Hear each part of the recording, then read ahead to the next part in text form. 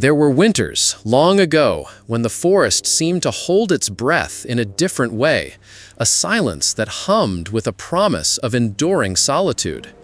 Ethan, then a younger man, had learned its language: the creak of ice, the whisper of snow sifting through pines, the distant hoot of an owl, all of it a familiar melody. He'd carved his existence out of that very stillness, each year deepening the grooves of habit, hardening the resolve in his gray-blue eyes. The cabin, tucked away in the sprawling embrace of the Canadian wilderness, had been his sanctuary, a testament to a life lived on his own terms, far from the hurried clamor of towns. His hands, calloused and strong, knew the grain of every tree, the bite of every axe stroke, the precise tension of every snare wire. He was a creature of the wild as much as any beast, his senses sharpened by decades of keen observation, a man who read the wind like a book and understood the subtle shifts in the landscape before they became obvious to a less discerning eye. That afternoon, however, was different. The air was a brutal, biting cold, a typical late winter grip that promised no mercy.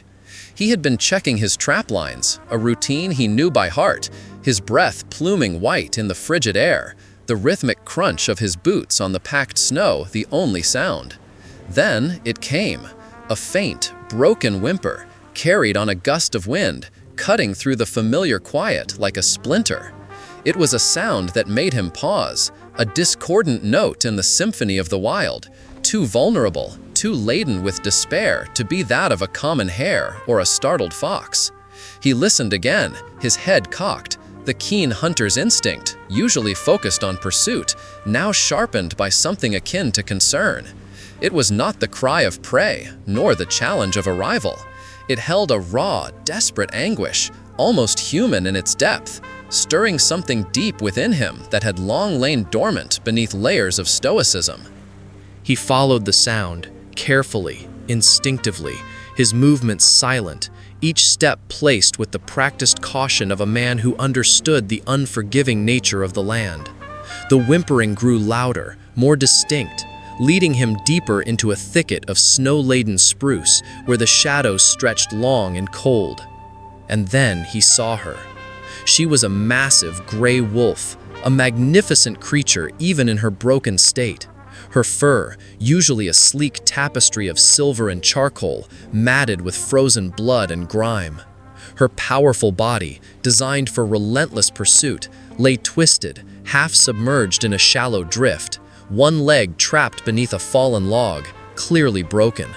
Her breathing was shallow, ragged, each exhalation a visible cloud of pain. Her eyes, typically blazing with the fierce intelligence of the wild, were now glazed with agony, a film of impending death clouding their amber depths. What truly struck him, though, was her belly. It was swollen, taut, a stark and undeniable indicator of the new life she carried, life now teetering precariously on the brink of extinction with her own. A hunter's instinct, honed over 4 decades, would have dictated a swift, clean end to her suffering, an act of mercy in the brutal calculus of nature. Or, perhaps, a wary retreat, leaving the wild to its own devices, letting nature take its course. Wolves were predators after all, and injured predators were unpredictable, dangerous.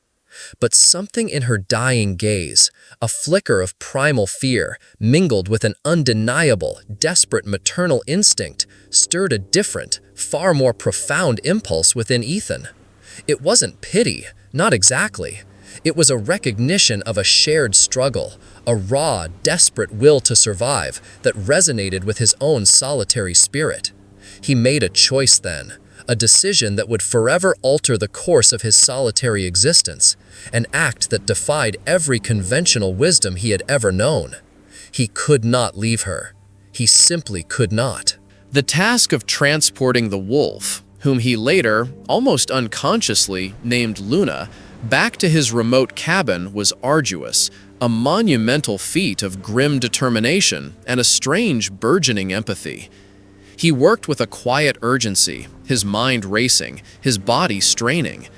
He fashioned a makeshift stretcher from a tarp and sturdy branches, grunting with effort as he carefully, painstakingly maneuvered her onto it. Each movement was fraught with risk, the potential for a sudden, panicked snap from her powerful jaws, or a wrong step on the treacherous snow that could send them both tumbling.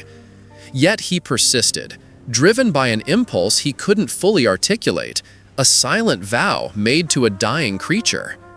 The journey back was slow, agonizingly so, a series of short, labored drags through the deepening snow, his muscles burning, his breath coming in ragged gasps. He spoke to her in low, soothing tones, not expecting understanding, but offering a presence, a strange, calming reassurance that defied their inherent roles. Inside his small, warm sanctuary, the real challenge began. The cabin, usually a bastion of human solitude, now hummed with a primal tension, the scent of pine and wood smoke suddenly mingling with the pungent odor of wild animal. Luna lay on a bed of old blankets and straw he had quickly prepared near the warmth of the cast-iron stove, her eyes still wary, her body trembling with pain and residual fear. Nursing a wild, wounded predator back to health was a daily battle against instinct, against the deep-seated fear that gnawed at the edges of his mind, and against the sheer, untamed unpredictability of nature confined within four log walls. He cleaned her wounds with careful, practiced hands, applying salves and splinting her broken leg with improvised materials. He offered her small pieces of dried meat and melted snow, holding them out with a cautious hand, always aware of the sharp teeth that could, with a sudden lunge, end his efforts and his life. He found himself talking to her more, quietly, about the weather, about the forest, about the silent world outside. It was a strange, fragile alliance, forged not of words, but of necessity and a shared vulnerability. He told himself it was merely a pragmatic choice, an unusual circumstance. He wouldn't admit, not even to the silent walls of his cabin, that he felt a peculiar, almost protective bond beginning to form. This wasn't foolishness. It couldn't be. Days blurred into nights, marked only by the shifting light through the single window and the constant, demanding rhythm of caring for Luna. Ethan moved with a quiet efficiency, his life now wholly consumed by this unexpected responsibility. He'd become a silent sentinel, observing every twitch of her ear, every shallow breath, every flicker in her wary amber eyes. The cabin, once filled with the scent of pine and his own particular brand of human solitude, now carried the pungent, musky aroma of wild wolf, a scent that initially felt alien, even unsettling, but slowly, imperceptibly, became a new, primal layer to his home. He learned the subtle language of her pain, the way her muscles tensed, the low, guttural growls she suppressed, the desperate, pleading look in her eyes when the throbbing in her leg became unbearable. He administered the pain relief he usually reserved for his own occasional aches, crushing wild herbs he knew had analgesic properties, mixing them into the broth he coaxed her to drink. He changed her dressings, cleaned her wounds, his hands, usually so steady with a rifle, now surprisingly gentle as they moved over her matted fur. Each day, a fraction of her wild distrust seemed to recede, replaced by a grudging acceptance, a fragile truce born of necessity. She would still snap if he moved too quickly, a flash of white teeth and a low snarl, but the warning was less frequent, less severe. He understood. He was still a man, and she, a wolf. The chasm between them was vast, ancient, but for now, a precarious bridge had been built. Then, in the depth of a howling blizzard, when the world outside his cabin was reduced to a swirling vortex of white and the wind shrieked like a banshee through the eaves, Luna went into labor. The change was sudden, visceral. Her whimpers became deeper, more urgent, her body convulsing with a raw, undeniable power. Ethan, startled from his sleep by her distress, watched, helpless and awestruck, as the primal force of creation took hold. He had seen animals give birth in the wild, had witnessed the harsh, unassisted reality of it, but never like this, never so close, never with such a profound sense of responsibility. Panic, cold and sharp, threatened to grip him. What did he know of wolf birthing? He was a hunter, not a midwife. Yet the desperate look in Luna's eyes, the sheer vulnerability of her struggle, galvanized him. He moved instinctively, clearing more space around her, piling fresh straw, stoking the fire until the cabin glowed with a fierce warmth. Hours passed in a blur of effort and raw, untamed instinct. Luna cried out, a sound that tore at something deep within Ethan, a sound of ancient pain and profound courage. He found himself speaking to her again, not just soothing words, but instructions, encouragement, his voice low and steady, trying to anchor her in the midst of her agony. He wiped her brow with a damp cloth, something he'd seen his own mother do for a sick child, a strangely human gesture towards a wild creature. His hands, usually stained with the earth and the blood of the hunt, became stained with blood and effort of a different kind, ushering new life into the world. The first pup was tiny, wet, and utterly helpless, a miniature version of its powerful mother, blind eyes squeezed shut, its fur plastered to its fragile body. Then another, and another, until 3 tiny, squirming forms lay beside their exhausted mother, fragile symbols of a bond forged in desperation in the heart of a howling winter storm. The cabin, which had been tense with the silent struggle of labor, now filled with the soft, insistent sounds of new life, the tiny, mewling cries of the pups, the low, rumbling purr of Luna as she licked them clean, nudging them towards her milk-swollen teats. Ethan watched, a silent guardian, utterly mesmerized. He had never witnessed such raw, unvarnished creation, such fierce, protective love. The presence of the pups transformed Luna. Her eyes, once filled with suspicion and pain, softened into a wary acceptance, a deep, primal contentment that radiated from her. Her focus shifted entirely to her offspring, her body a shield, her gaze a silent promise of protection. Ethan, in turn, found his own focus shifting. He was no longer just caring for a wounded wolf. He was a silent observer, a reluctant participant in the intricate dance of a wolf family.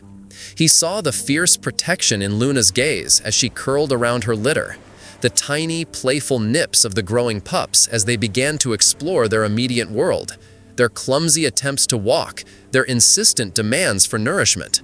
Slowly, imperceptibly, the chasm between man and wolf began to narrow, not erased, but bridged by an unspoken understanding.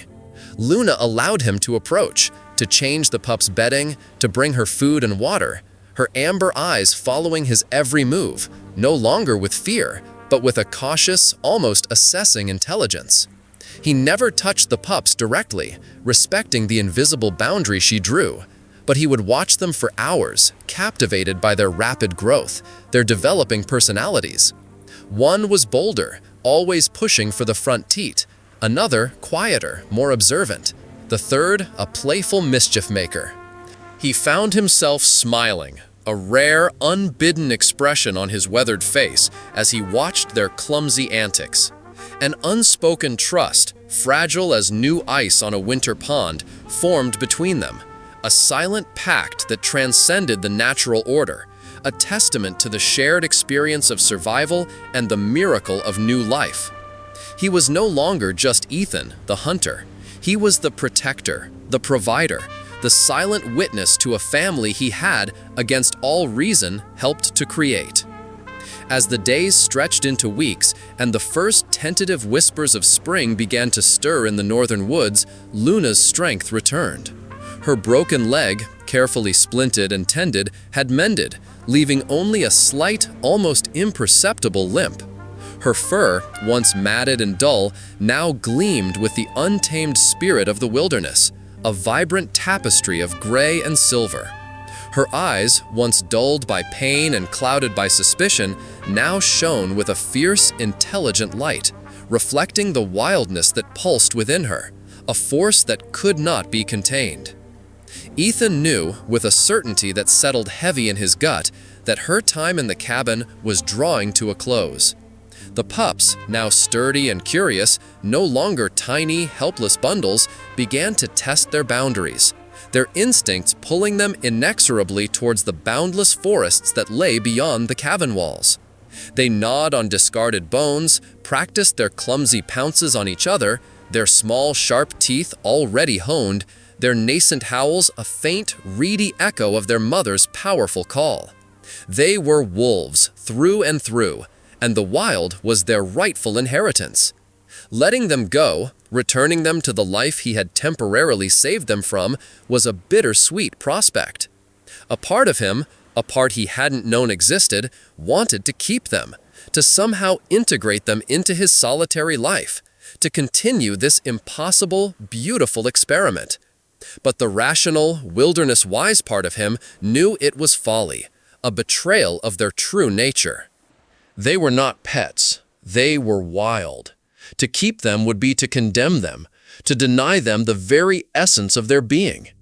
He watched Luna, her gaze often fixed on the distant tree line, a restless energy now thrumming beneath her powerful frame. She was ready. Her pups were ready. The thawing snow outside, revealing patches of dark earth and the first tentative green shoots, called to them with an ancient, irresistible voice. The day Luna and her 3 pups finally vanished into the dense undergrowth was quiet, almost anticlimactic. Ethan had opened the cabin door early that morning, a silent invitation.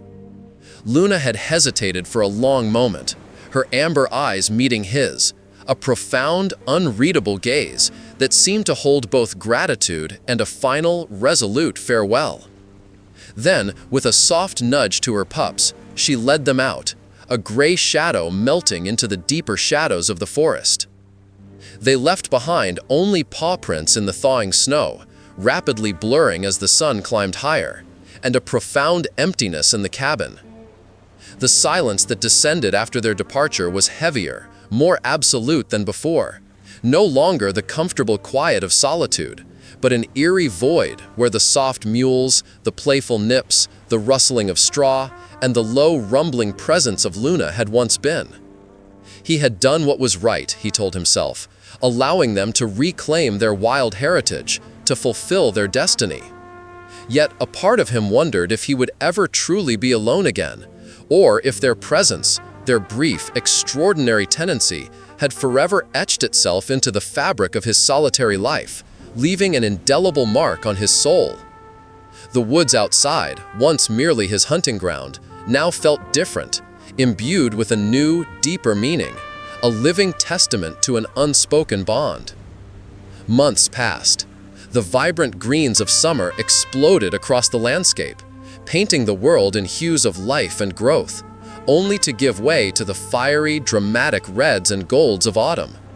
Then, the stark whites of another brutal winter descended, blanketing the wilderness in its familiar, unforgiving embrace. Ethan returned to his solitary routines, checking his traps, hunting for sustenance, gathering firewood. But his movements were often accompanied by a quiet introspection, his gaze frequently drifting to the distant tree line, a subconscious search for a familiar gray form. He missed them, a deep, unexpected ache in his chest, a yearning for the impossible connection he had briefly shared. He sometimes left scraps of meat, small offerings, near the edge of his property, a habit born of an enduring hope, a silent prayer whispered into the vastness of the forest. One frigid evening, as the first stars began to prick the darkening sky and the cold seeped into his bones, Ethan returned to his cabin, low on fresh meat, the bite of the season making his hunger sharper.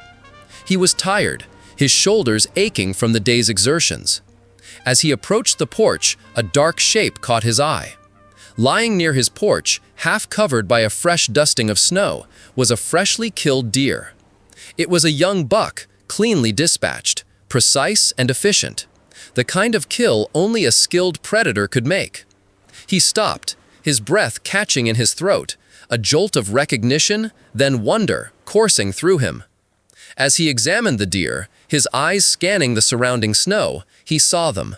Familiar paw prints, larger now, undoubtedly Luna's, accompanied by the slightly smaller but equally distinct prints of her growing pups.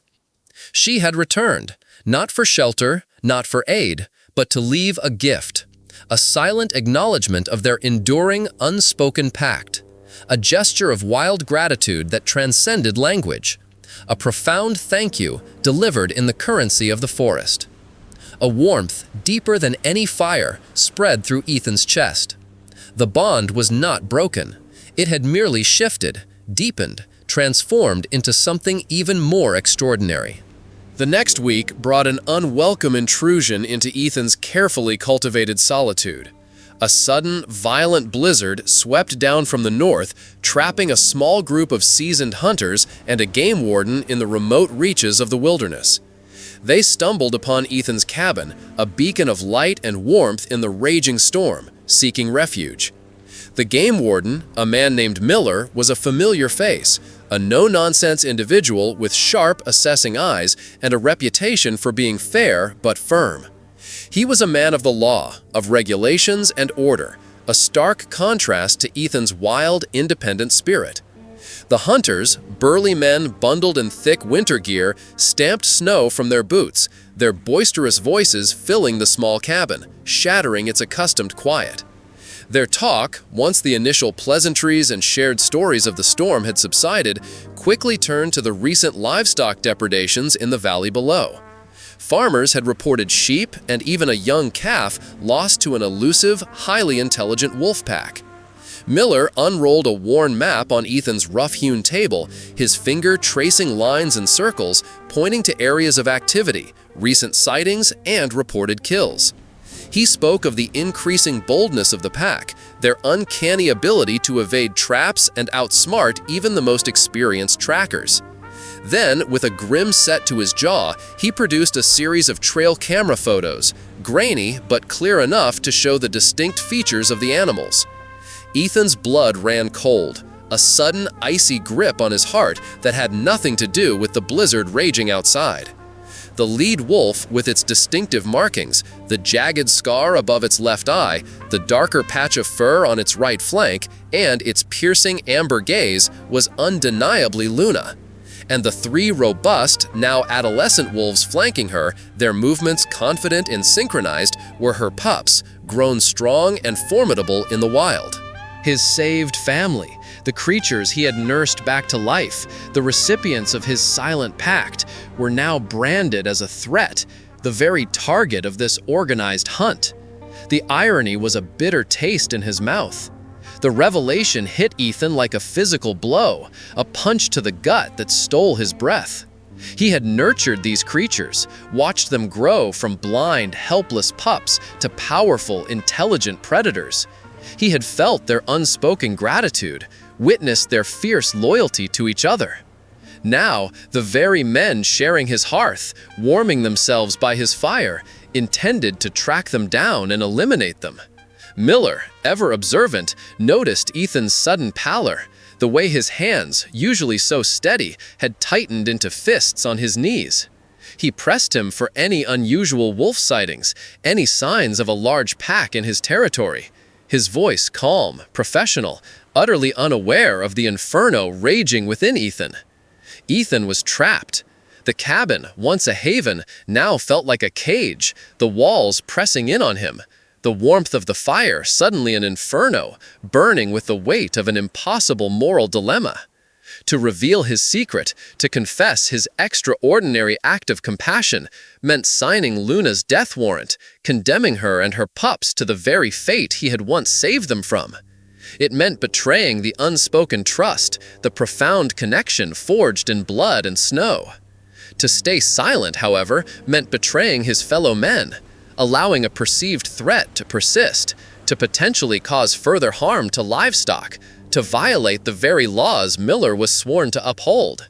It meant lying, an act that went against his own honest, straightforward nature.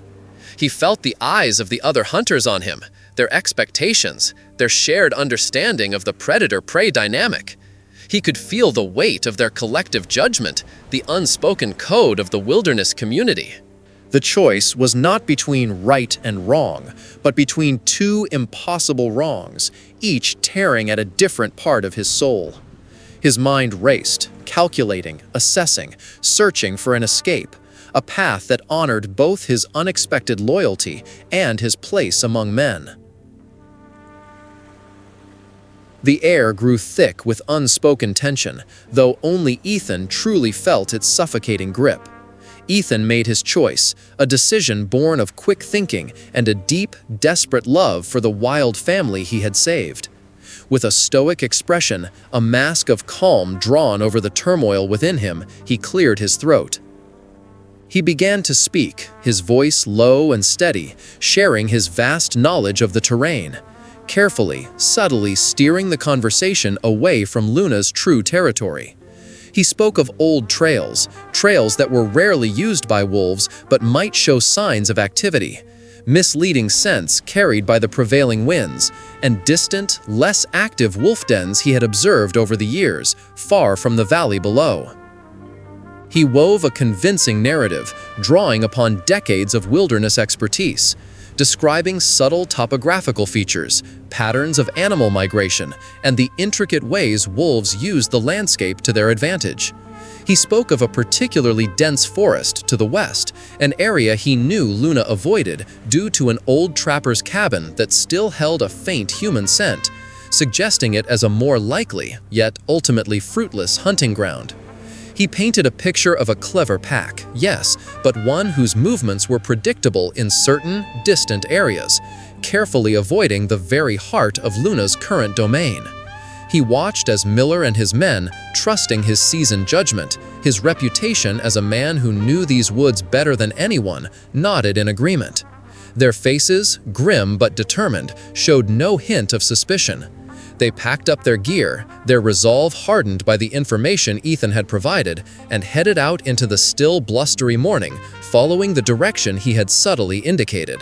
Ethan stood on his porch, watching their figures recede into the vast, snow-laden pines, his heart pounding a silent drum against his ribs. He knew the wolves were intelligent, resourceful, masters of evasion. He had bought them time, a precious window of opportunity to disappear deeper into the vast, protective embrace of the wilderness, to become ghosts in the forest once more. He had gambled, risked his reputation, perhaps even his safety, for them. But as the last hunter vanished from sight, a profound sense of peace, cold and clear as the winter air, settled over him. He had chosen. Ethan returned to his solitary life, but it was no longer the same. The secret of Luna and her pack, and the profound moral choice he had made, now resided deep within him, a silent, weighty presence that shaped his every thought, his every glance into the forest. He continued to leave food out occasionally, small offerings of dried meat or fish, near the edge of his property, a silent gesture of an enduring bond that transcended the human-animal divide. A quiet acknowledgement of the pact he had forged. He knew the risks, the judgment he might face if his secret ever came to light, the potential consequences of defying the laws of man for the laws of the wild. But as he gazed out at the snow-covered peaks, occasionally catching a fleeting glimpse of a distant gray silhouette, a shadow among shadows, a whisper in the wind, he understood that some truths are meant to remain unspoken. They are woven into the very fabric of the wild, into the ancient, silent language of the forest, and into the heart of a man who dared to defy the natural order, to extend a hand of kindness where none was expected, and to find a family where none was sought. His solitude was now richer, imbued with the quiet knowledge of an extraordinary connection, a testament to the wild heart within himself, forever changed by the touch of the untamed. The wilderness, in its infinite wisdom, had given him a purpose beyond mere survival, a legacy whispered on the wind. The story of Ethan and Luna is a stark reminder that the wilderness holds not only dangers, but also profound lessons in compassion, loyalty, and the complex interplay between life and survival. It challenges our perceptions of wild and tame, asking us to consider the ethical boundaries we draw, the lines we impose on a world that often defies categorization. In the silent, echoing forests, the pact forged between a hunter and a wolf stands as a testament to the extraordinary connections that can emerge when humanity extends a hand of kindness, even to the most untamed of hearts, forever altering the course of lives, both human and wild, leaving an indelible mark on the land and the soul.